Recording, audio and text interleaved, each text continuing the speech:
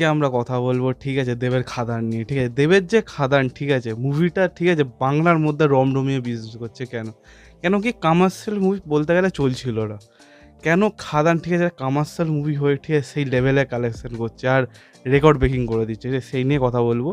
একটা জিনিস আমি বলতে পারি, ঠিক আছে, এখন বাংলার মধ্যে, ঠিক আছে, দেবকে কিন্তু এসআরকে বলা যেতে পারে। কেন কি এসআরকেও অনেক বছর পর, ঠিক আছে, কামব্যাক করেছিল যখন আগুন লাগিয়ে দিয়েছে। ঠিক আছে, আর দেবও কমার্শিয়াল মুভির মধ্যে অনেক বছর পর কামব্যাক করলো আর আগুন লাগিয়ে দিল। এবার খাদান, ঠিক আছে, কেন বক্স অফিসের মধ্যে, ঠিক আছে, মুভিটা চলছে? প্রথম কথা হলো যে আপনি যদি, আমি দুটো মুভির সাথে তুলনা করছি, একটা হলো মির্জা, একটা হলো চেঙ্গিজ। মির্জা আর চেঙ্গিজ দেখবেন, প্রথম নাম শুনুন, চেঙ্গিজ মির্জা। আপনি যদি কেউ নর্মালি যদি কেউ বলেন, আপনার মনে হবে কোনো, ঠিক আছে, কোনো মানে বলিউড মুভি। ঠিক আছে, নামটা শুনেই মনে হচ্ছে। কিন্তু আপনি খাদান শুনলে, ঠিক খাদান শুনলেই পরে আপনার না মনে হবে এটা